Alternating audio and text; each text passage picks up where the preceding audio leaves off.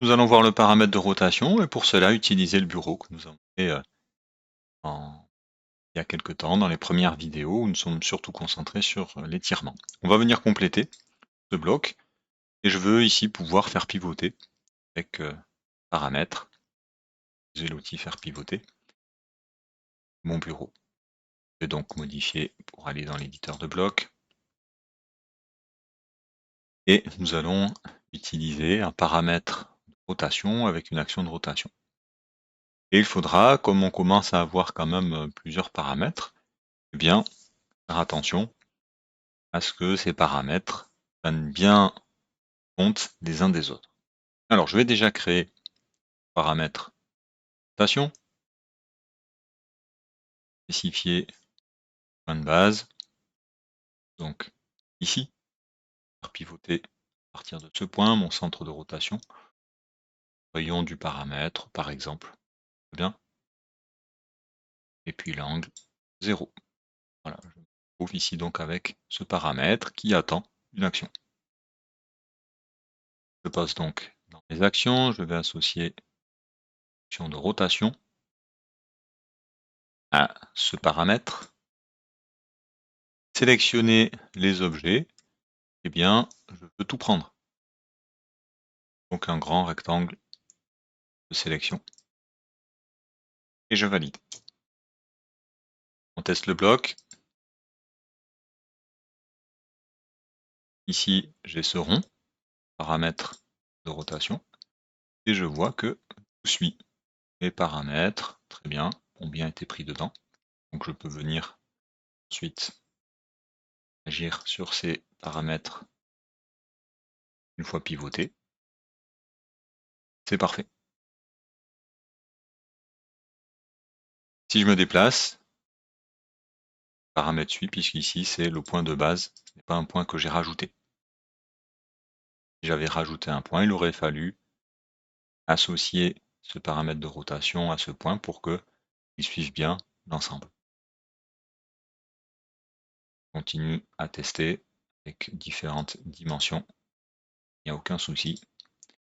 Tout suit bien. Rajoutons maintenant un autre point déplacement. Tester le bloc. Et je veux positionner par rapport à ce coin supérieur droit, par exemple. Je vais un paramètre, je vais rajouter un point qui peut déplacer l'ensemble, action placée par rapport à ce paramètre, et je peux agir sur tous mes objets. Très bien. Je valide. Tester le bloc. Je déplace à ce point. Jusque-là, tout va bien. Maintenant, j'utilise la rotation. Et qu'est-ce que je constate? Eh bien, ce point n'a pas suivi. Donc, plus vous aurez de paramètres, eh bien, pensez à chaque fois que vous en rajoutez un, à l'inclure dans les actions des autres paramètres. Donc, c'est valable pour ma rotation, mais c'est valable également pour mon étirement vertical, mon étirement horizontal. Vous voyez que ce point, je ne l'ai inclus dans aucun. Donc, comme je l'ai créé en dernier, c'était facile de sélectionner mes autres paramètres. Donc, lui, quand je le déplace, les autres suivent. Par contre, quand j'utilise les autres paramètres, il ne suit pas.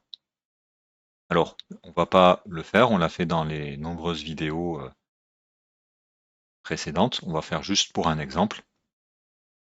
Donc, il y aurait ce paramètre et celui-ci où il faudrait inclure ce point. Je vais le faire juste pour la rotation. Je ferme, tester le bloc.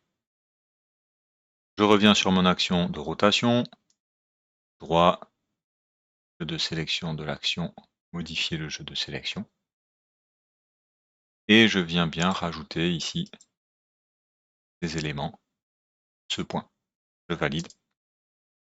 Je teste le bloc. Hop. Et lorsque je vais pouvoir faire pivoter mon élément, bien comme j'ai inclus ce point, il suit lui aussi. Donc dans cette vidéo, la nouveauté c'était la rotation. Rien de compliqué, un paramètre de rotation et une action de rotation. Veillez évidemment à votre centre de rotation, ça qui va déterminer le point fixe.